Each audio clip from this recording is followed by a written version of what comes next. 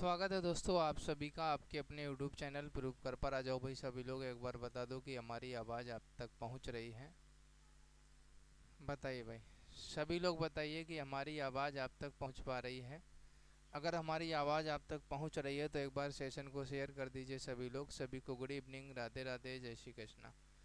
सभी मित्रों को गुड इवनिंग, जितने लोग भी आ चुके हैं क्लास में सभी को गुड इवनिंग। आ जाओ भाई, एक बार बता दो कि हमारी आवाज़ क्लियरली पहुंच रही है। आज हम लोग करने वाले हैं पूरा का पूरा मॉक टेस्ट, है ना। जो प्रश्न आपसे पेपर में पूछे जाने हैं उन्हीं प्रश्नों का हम लोग क्या करने वाले हैं, टेस्ट करने वाले हैं। जो कि आपसे प्रीवियस ईयर परीक्षाओं में पूछे जाते हैं पेपर में प्रश्न, वो सारे प्रश्नों को हम लोग करेंगे। इससे पहले आप सभी से कहेंगे एक बार सभी लोग शेयर कर दो। सभी मित्रों को गुड इवनिंग, राधे राधे, जय श्री कृष्णा। सभी मित्रों को गुड इवनिंग। एक बार सेशन को सभी लोग शेयर कर दीजिए जल्दी से जल्दी। सभी से मेरा हाथ जोड़कर विनम्र निवेदन है कि सेशन एक बार सभी लोग शेयर कर दीजिए। जितने भी मित्र क्लास में आ चुके हैं सभी मित्रों से विनम्र निवेदन है कि सेशन को एक बार सभी लोग शेयर करें। अगर आप लोग सेशन को शेयर कर देंगे तो बहुत अच्छा लगेगा हमको, है ना। तो इसलिए सभी लोग सेशन को शेयर कर दीजिए जल्दी से जल्दी। करिए भाई सभी लोग,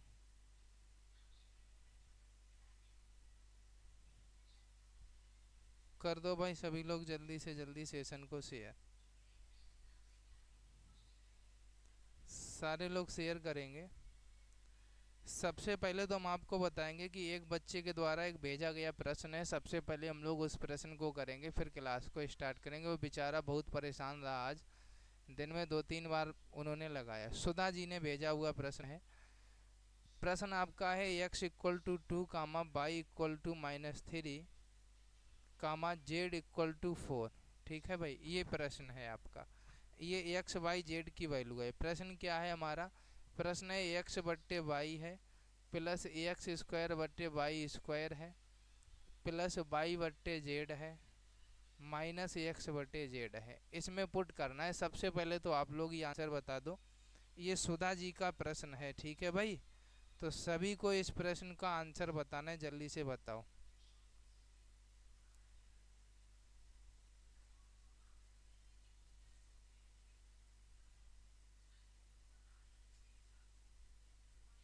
बताओ भाई।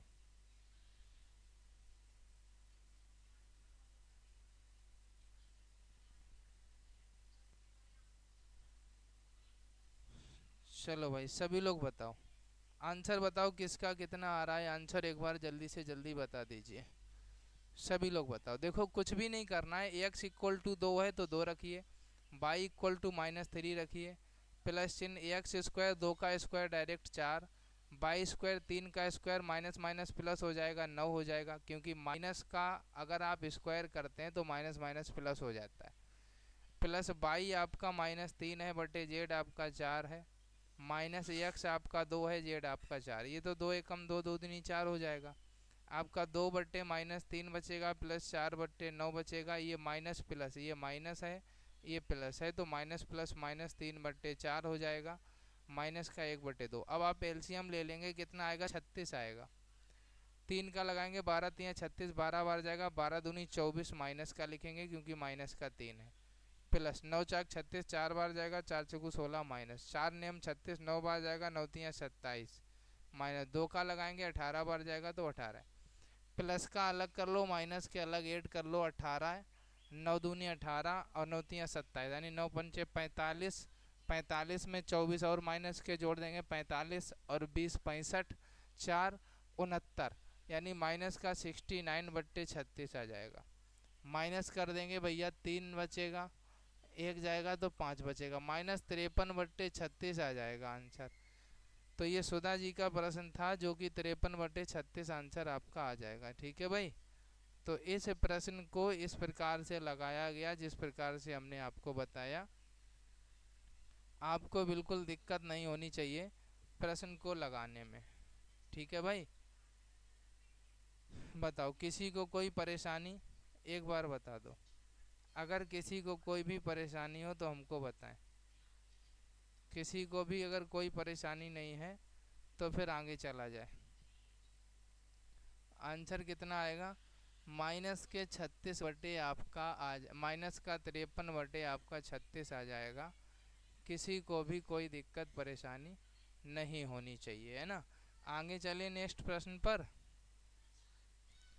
अगला प्रश्न क्या है, हम लोग अगले प्रश्न पे चलते हैं अब अपने प्रश्न पर। सबसे पहला प्रश्न हमारा दिया गया है ये गुणनखंड का 2x² + 7x + 3। इसका गुणनखंड बताना है सभी को करके कि आपका गुणनखंड कितना आएगा। सारे लोग करके बता दीजिए, सभी लोग गुणनखंड करके बता दीजिए, जिसका भी जितना गुणनखंड आ रहा अपना अपना बताएं।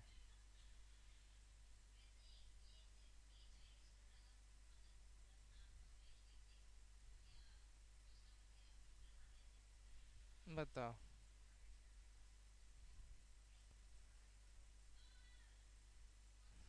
सभी लोग अपना अपना आंसर बताएंगे इसमें, है ना।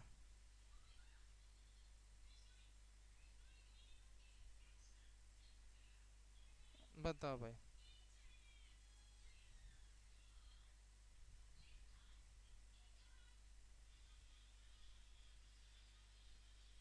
सभी लोग अपना अपना आंसर बता दो, जिसका भी जितना आ रहा हो।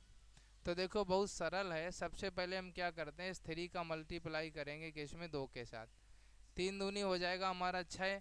अब ऐसी दो संख्याएं बताओ जिनका गुणा 6 हो और इसके बाद में उनका जोड़ 7 आ जाए, तो 6 एकम 6 ही हो पाएगा। 6x + 1 7 हो जाएगा, +3। यहाँ से अगर आप 2x कॉमन ले लेंगे तो x प्लस 2 तिहाई कितना हो जाएगा 6। यहाँ से +1 कॉमन ले लेंगे तो x + 3। ठीक है, तो आपका ये 2x + 1 बचा, ये आपका x + 3 बचा। ठीक है, 2x + 1 और x + 3 इतना आपका आ जाएगा। बताओ अगर किसी को कोई दिक्कत हो 2x + 1 में और x + 3 में, किसी को भी कोई परेशानी हुई हो तो हमको एक बार बता दें। बताओ भाई, आंसर निकालने में किसी को भी कोई दिक्कत आई हो तो एक बार हमको बताएं। कोई दिक्कत नहीं आई है तो भैया आगे बढ़ें, फिर चलें आगे।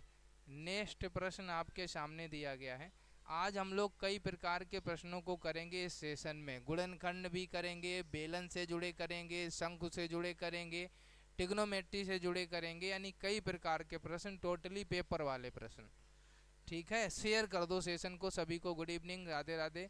जल्दी से शेयर करो भाई, सभी को सलाम, सत श्री अकाल। बस सेशन जितना ज़्यादा हो सके उतना ज़्यादा शेयर करो, सेशन को लाइक करो, अपने सभी दोस्तों को बुलाओ। ये आपसे हाथ जोड़कर विनम्र निवेदन है मेरा, है ना। जितना ज़्यादा सेशन शेयर करोगे उतना ज़्यादा मज़ा आएगा। तो जल्दी से सेशन को शेयर करें और क्वेश्चन का आंसर बताएं।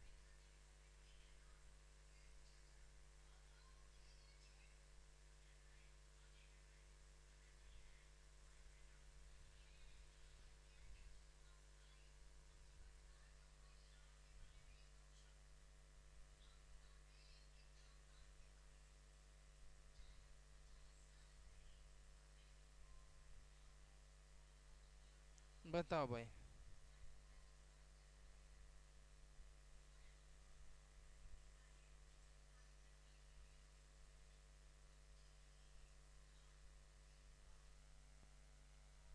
सभी लोग आंसर बताओ,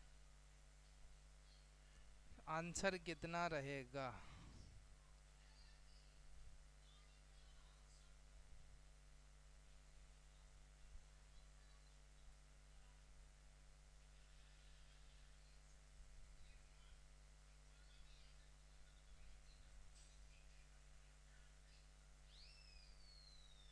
आंसर बता दीजिए सभी लोग, सभी लोग बताइए। देखो अब छचरंग 36 हो जाएगा और 9 चाक 36 हो जाएगा, हो जाएगा। 6x² + 9 चाक 36 होता है, तो 9x - 4x, 9 से 4 जाएगा 5 बचेगा -6। यहाँ से हम कॉमन ले लेंगे कितना, 3x, तो 3 दूनी 6, 2x बचा, +3 तिरका 9, 3 बचेगा। माइनस का 2 कॉमन ले लेंगे, 2 दूनी 4, 2x बचा, माइनस माइनस प्लस 2 तिहाई 6, यानी 3x - 2 आ जाएगा। एक आपका आ जाएगा 2x + 3। इतना आपका वैल्यू आ जाएगा। एक 3x - 2, 2x + 3। जिसका भी आंसर आया है उसका बिल्कुल सही आंसर आया। ठीक है, जिस जिसका भी आंसर आया हुआ उसका आंसर बिल्कुल सही आया हुआ है। चलो भाई आगे चला जाए नेक्स्ट प्रश्न पर, सभी लोग बता दें। अगर अगले प्रश्न पे चला जाए तो सभी लोग बता दें, अगले प्रश्न पे चलें।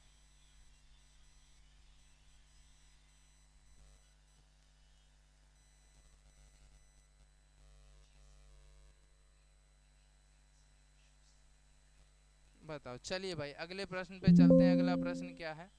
आज का जो अगला प्रश्न दिया गया है 6x² प्लस 5x माइनस 6। बताइए, ये तो बिल्कुल शायद पीछे वाले की तरह ही है। हाँ, अगले प्रश्न पे चलते हैं। अगला प्रश्न क्या, देखिए भाई सभी लोग, अगले प्रश्न का आंसर बताइए। एक बेलन के आधार की त्रिज्या 3.5 सेंटीमीटर है तथा लंबाई 8 सेंटीमीटर है। इस बेलन का संपूर्ण पृष्ठ कितना है बताना है आपको। सभी लोग बताइए आंसर।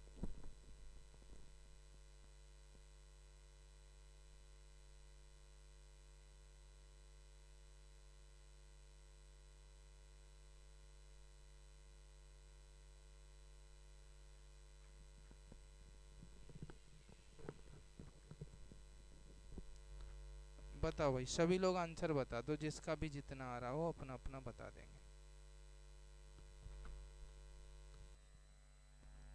सभी लोग बता दो।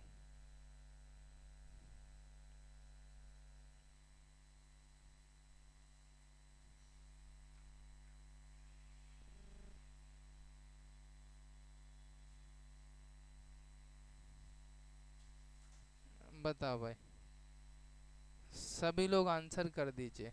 तो देखो, एक बेलन के आधार की त्रिज्या कितनी है? 3.5, यानी आर बराबर कितनी हो जाएगी? 3.5 सेंटीमीटर। ठीक है, इसके बाद में आगे लंबाई, यानी कि लंबाई को आप ऊंचाई में कन्वर्ट कर सकते हैं, 8 सेंटीमीटर। संपूर्ण पृष्ठ क्या होता है बेलन का?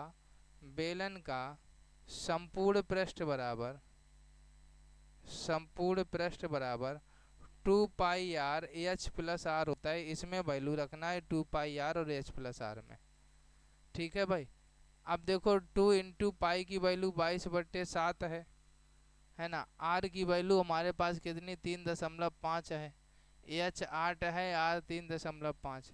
7×5 = 35।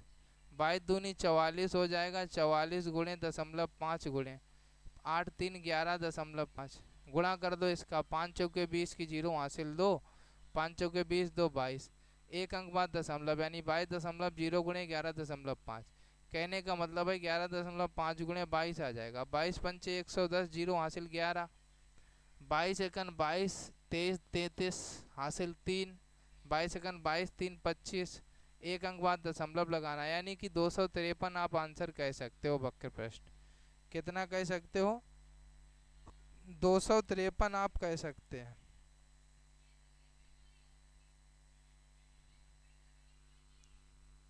ठीक है, कितना कह सकते हैं? 253 आप कह सकते हैं। किसी को कोई दिक्कत नहीं होनी चाहिए 253 कहने में। बताओ भाई, बताइए, किसी को भी कोई दिक्कत हो तो हमको बताएं सवाल को लगाने में।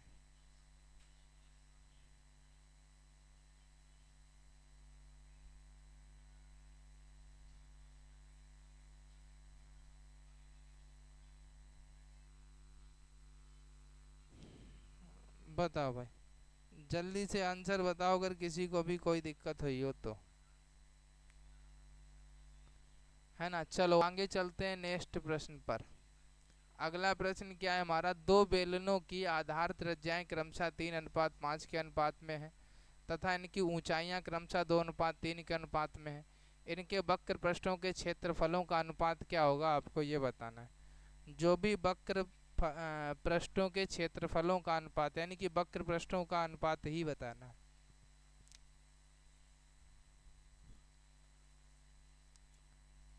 बताओ भाई, सारे लोग बताइए, बता दीजिए।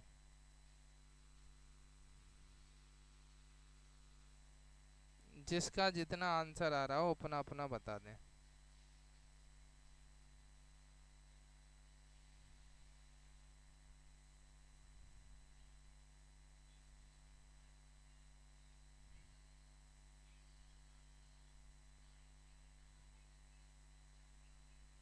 बताओ, जल्दी से सभी लोग आंसर बताएंगे,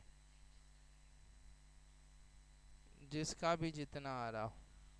बहुत सिंपल सा प्रश्न है। देखो R1 बराबर 3 है, R2 बराबर 5 है, H1 बराबर 2 है, H2 बराबर 3 है। वक्र पृष्ठों का अनुपात आपको बताना है। तो देखो आप लोग ये देखें, वक्र पृष्ठों का अनुपात बताने के लिए सबसे पहले आपको ये देखना है कि वक्र पृष्ठ का फार्मूला होता क्या है। तो आप जानते ही हैं 2πr(h) होता है।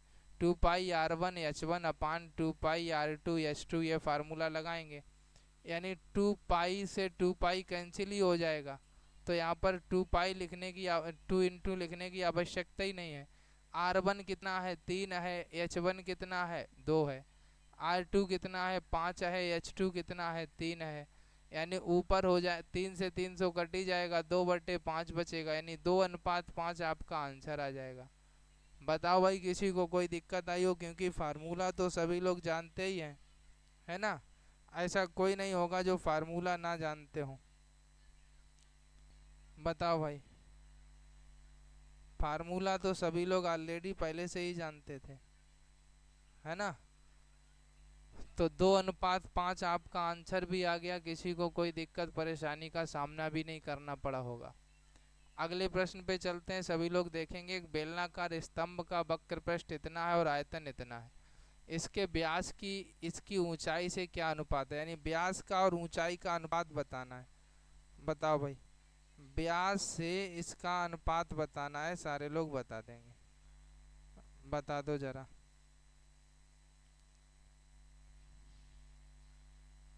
सभी लोग बता दें।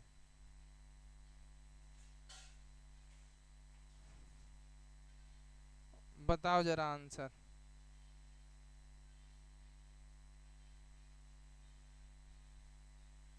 जिसका भी जितना आ रहा हो अपना अपना आंसर बताएंगे सभी लोग।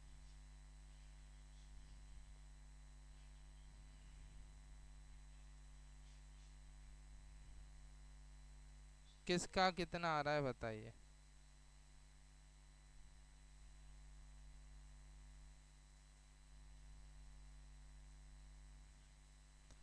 देखो बहुत सरल है, बेलनाकार स्तंभ का वक्र पृष्ठ क्या होता है, यानी बेलन का वक्र पृष्ठ, बेलन का वक्र पृष्ठ बराबर होता है 2πr(h). यहाँ पर कितना दिया गया है 264 बराबर 2πr(h) दिया गया।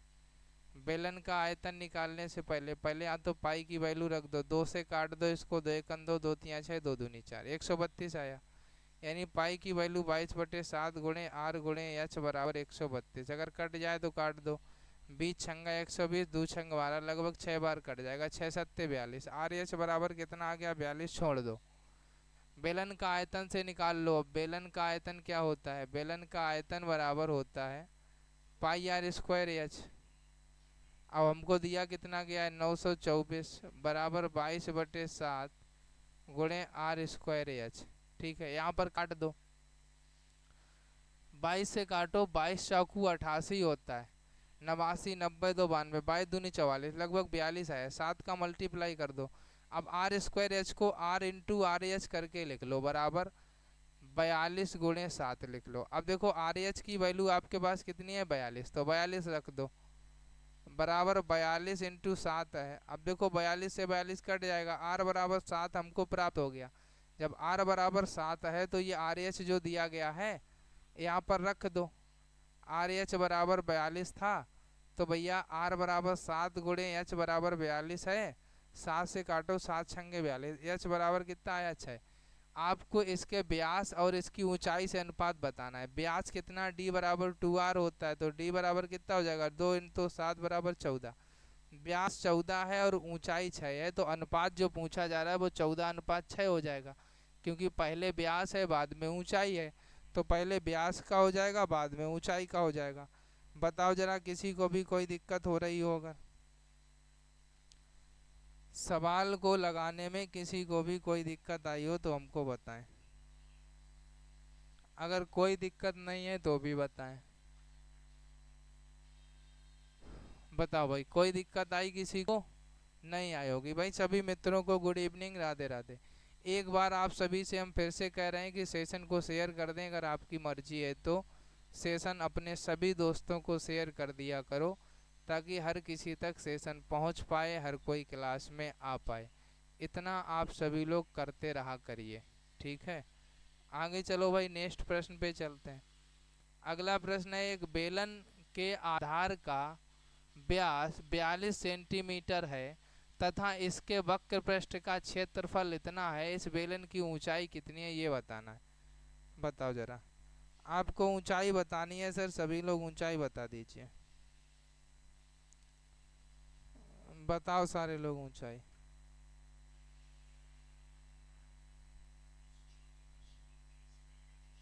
सारे लोग ऊंचाई बता देंगे जिसका जितना आ रहा हो।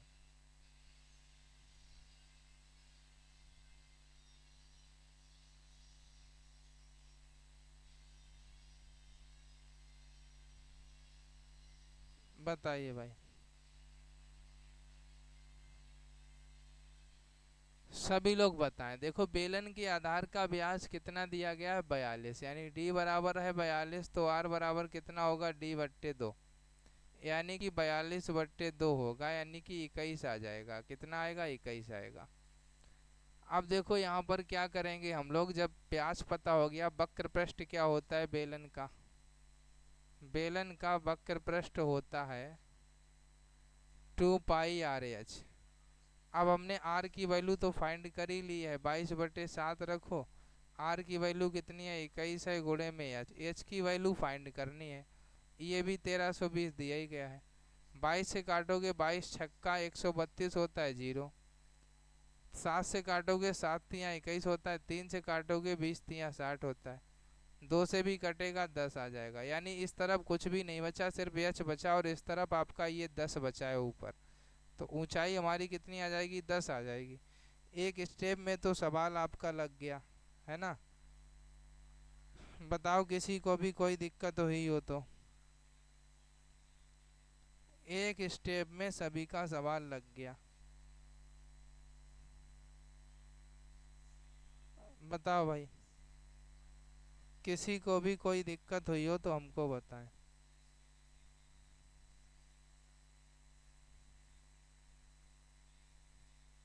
और अगर किसी को कोई दिक्कत नहीं है तो फिर आगे चलें।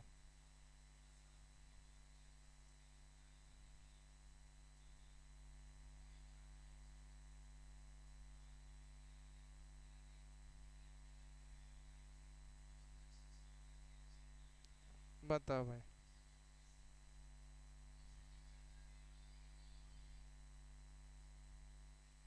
आगे चला जाए।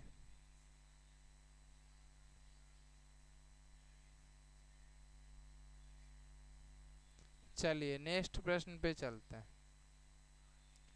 अगला प्रश्न क्या है, अगर एक शंकु की त्रिज्या 7 सेंटीमीटर है और उस शंकु की ऊंचाई 12 सेंटीमीटर है, तो शंकु का आयतन ज्ञात कीजिए। बताओ,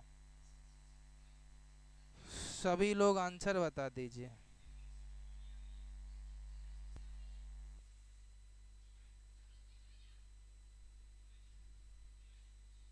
बताओ भाई, सभी लोग आंसर करिए।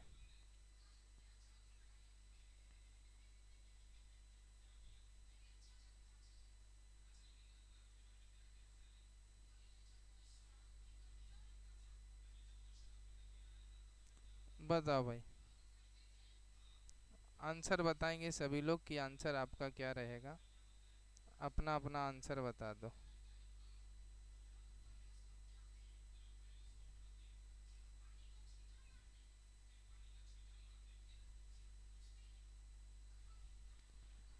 तो देखो, एक शंकु की त्रिज्या 7 है, यानी कि आर बराबर कितना है, 7 है। ठीक है भाई। आर बराबर आपको कितना दिया गया है, आर बराबर आपको 7 दिया गया।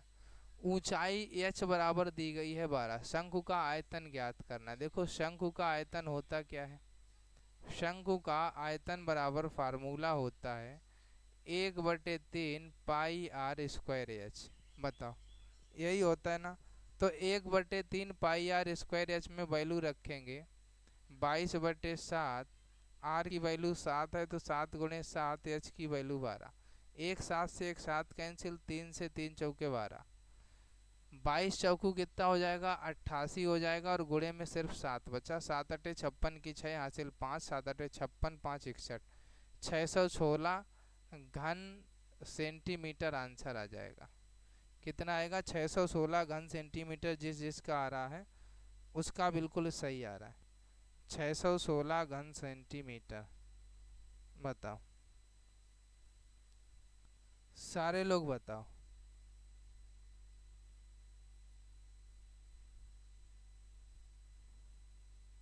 बताइए भाई, सभी लोग बता दें। आगे चलते हैं नेक्स्ट प्रश्न पर। अगर किसी शंकु की त्रिज्या 11 सेंटीमीटर है और उसकी तिर्यक ऊंचाई 18 सेंटीमीटर है, तो शंकु का आयतन क्या होगा, आपको ये बताना है। सभी लोग बताइए, जो भी शंकु का आयतन रहे अपना अपना आंसर कर दीजिए। शंकु का आयतन कितना होगा, सभी लोग बता दीजिए, जल्दी से बताओ।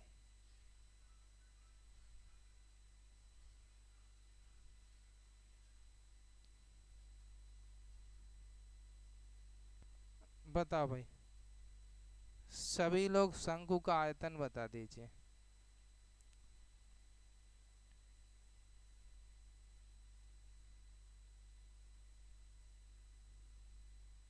बताइए, बहुत सिंपल सा प्रश्न होगा, आप लोग आसानी से आंसर बता सकते हैं। बताओ भाई, अगर किसी शंकु की त्रिज्या 11 सेंटीमीटर है और उसकी तिर्यक ऊंचाई 18 सेंटीमीटर है, तो शंकु का आयतन क्या होगा, आपको ये मान बताना है। सभी लोग बता दीजिए, जो भी शंकु का आयतन रहे। बहुत सिंपल सा है, देखो शंकु की त्रिज्या यानी कि आर बराबर कितना है 11 है, उसकी तिर्यक ऊंचाई एच बराबर एल बराबर कितना है, तिर्यक ऊंचाई एल होती है 18। शंकु का आयतन क्या होगा, पहले तो एच का मान निकालो। देखो एल बराबर क्या होता है, आर स्क्वायर प्लस एच का स्क्वायर। तो भैया आर स्क्वायर एच का स्क्वायर करेंगे, एल बराबर हमको कितना दिया रहेगा 18 दिया है, बराबर अंडर रूट लगाएंगे। अब हम क्या करेंगे भैया, मेरे आर का स्क्वायर यानी 11 में 11 में 121 प्लस एच स्क्वायर ऐसे ही रहेगा, दोनों पक्षों का करेंगे वर्ग, तभी निकल पाएगा भैया मान। तो ये तो अंडर रूट कट जाएगा, 18 का वर्ग हो जाएगा 324 बराबर 121 प्लस एच स्क्वायर। तो एच स्क्वायर बराबर 324 माइनस 121 हो जाएगा, माइनस करेंगे तो एच बराबर हमारा एच स्क्वायर बराबर कितना आएगा, एक जाएगा तो 3 बचेगा, 12 से 2 सॉरी 2 से 2 जाएगा तो 0 बचेगा, एक जाएगा 203 आएगा भैया एच बराबर। देखो कहीं गलत तो नहीं हो रहा है। तिर्यक ऊंचाई 18 दी गई है, यानी कि एल बराबर 18 है, त्रिज्या 11 है, शंकु का आयतन ज्ञात करना है। आयतन होता है 1/3 पाई आर स्क्वायर एच, है ना, और वक्र पृष्ठ होता है पाई आर एल। तो अगर एल बराबर अंडर रूट एल स्क्वायर बराबर, हम कहते हैं फार्मूला लगा लो आर स्क्वायर एच स्क्वायर। एक बार इसको इरेज करो थोड़ा, शायद कुछ उद्धार हो, देखते हैं भाई। आर बराबर 11 है, एल बराबर 18 है। अगर हम एल स्क्वायर बराबर लगाते हैं R square plus H square, तो एल स्क्वायर की वैल्यू हम निकालेंगे 18 की 324 हो जाएगी, 121 हो जाएगी plus H square, H square बराबर 324 माइनस 121, उतना ही आ रहा है भाई।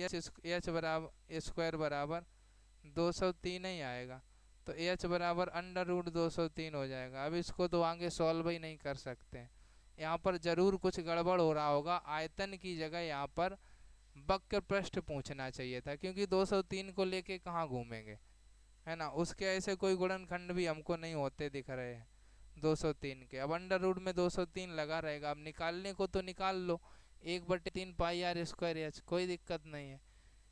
1/3 गुणे 22/7 गुणे आर की वैल्यू 11 गुणे 11 गुणे एच की वैल्यू अंडर रूट 203। अब बताओ क्या सॉल्व करोगे, ऊपर का मल्टीप्लाई कर लो, नीचे का ऐसे ही रखो, 121 गुणे 22 कर लो, अंडर रूट में 203 कर लो, नीचे 7×3=21 कर लो, इसका मल्टीप्लाई करा दो बस। और कुछ इसमें सॉल्व भी नहीं कर सकते हैं। बताओ अगर कर सकते हो तो। हमारे हिसाब से तो इसका क्या होना चाहिए था, वक्र पृष्ठ होना चाहिए था। क्योंकि अगर वक्र पृष्ठ वाला फार्मूला लगाओगे तो पाई आर एल हो जाएगा ना। बताओ भाई, क्यों भाई?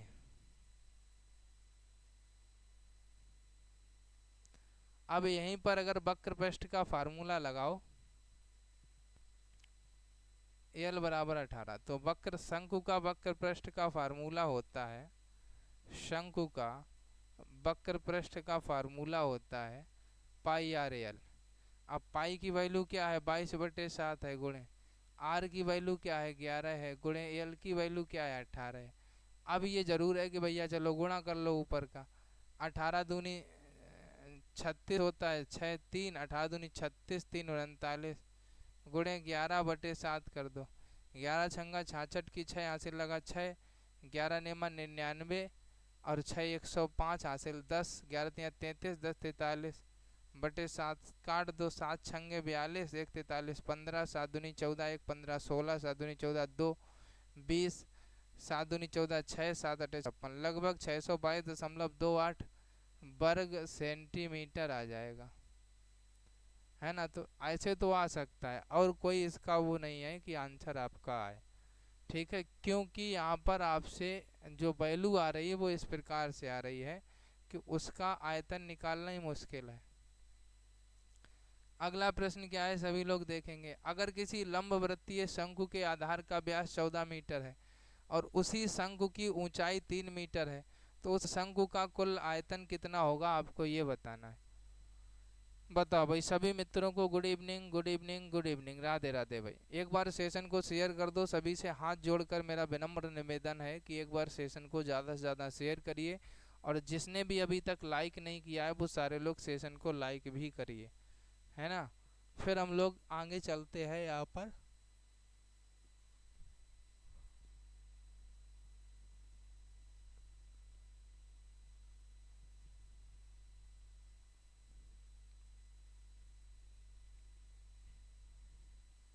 बताओ भाई, आंसर बताओ क्या होगा, सारे लोग बता दें।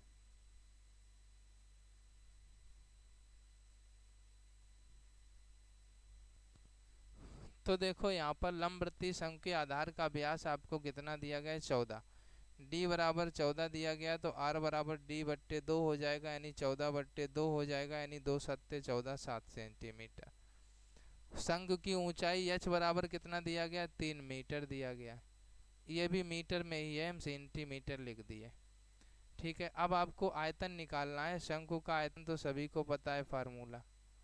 शंकु का आयतन बराबर होता है 1/3 पाई आर स्क्वायर एच, यानी 1/3 पाई की वैल्यू है 22/7, आर की वैल्यू है भैया मेरे कितनी, 7, यानी 7 इंटू 7, एच की वैल्यू है 3। काट दो भैया, 7 से 7 कटा, एक 3 से 3 कटा। अब देखो बचा कितना ऊपर, 22 गुणे 7 बचा, 7 दूनी 14, 7 दूनी 14 1 15, 154 घन मीटर आपका आंसर आ जाएगा। बताओ भाई, जिनका भी 154 घन मीटर आंसर आ रहा है उनका आंसर बिल्कुल सही आ रहा है, कोनो दिक्कत नहीं है, ऐसे समझ लो। जिनका भी इतना आ रहा है उनका आंसर बिल्कुल सही आ रहा है, उसे कोनो दिक्कत नहीं है। ठीक है भाई, बताओ अगर किसी भी प्रकार की कोई दिक्कत हो तो।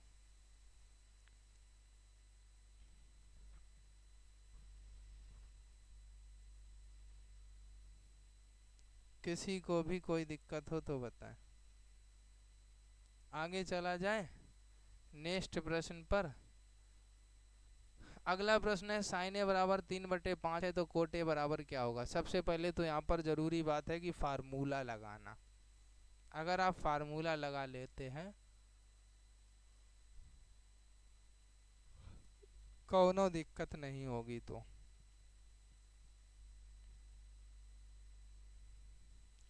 ठीक है, अब देखो इसको कैसे लगाएंगे। सबसे पहले तो आंसर निकालो भाई। सभी को पता है इस सवाल को पाइथागोरस प्रमेय से लगाया जा सकता है, और कोई भी इस सवाल का तरीका नहीं है जिस तरीके से इस सवाल को लगाएं। तो सभी लोग पाइथागोरस प्रमेय को लगा दीजिए एक बार और बता दीजिए आंसर क्या रहेगा। बताइए भाई, सारे लोग बताइए, जिसका भी जो भी आंसर आ रहा हो अपना अपना बता दीजिए।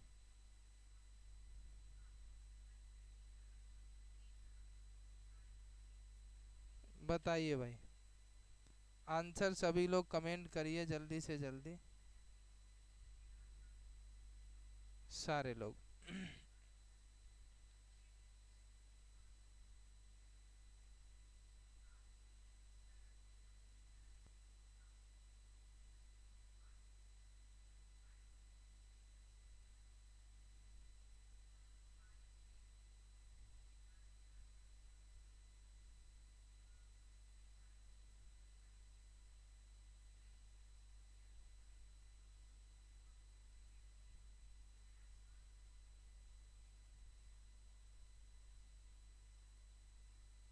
बताओ भाई,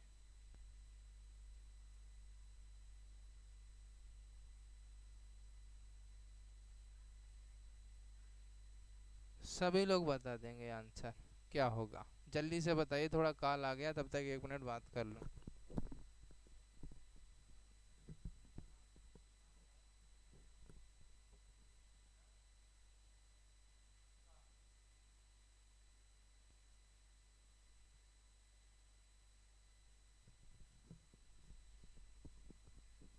चलिए भाई बताइए।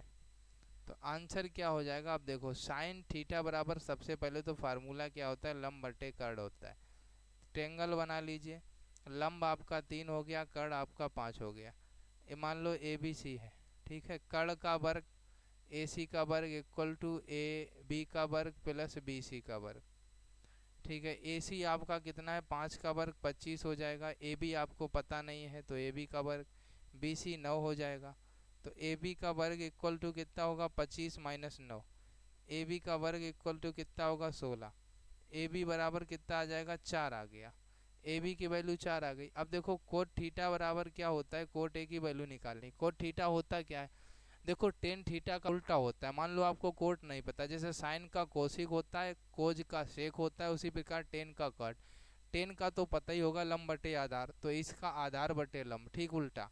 आधार कितना है, 4 है, लंब कितना है, 3, तो वैल्यू कितनी आ जाएगी, 4/3, जो कि ऑप्शन जो है आपका बी वाला दिया गया है, 4/3, ये वाला सही हो जाएगा। अगले प्रश्न पे चलते हैं, सभी लोग बताइए पाइथागोरस प्रमेय का सूत्र क्या होता है, बताओ। पाइथागोरस प्रमेय का जो सूत्र होता है वो क्या होता है, देखते हैं कौन कौन बता देता है। बताएं जरा, सभी लोग बता दो भाई। पाइथागोरस प्रमेय का सूत्र क्या होता है, सारे लोग बता देंगे। देखते हैं क्या बताते हो।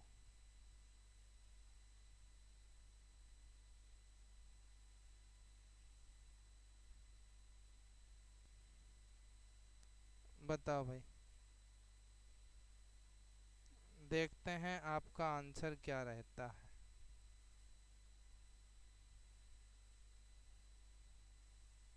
सभी लोग बताएंगे।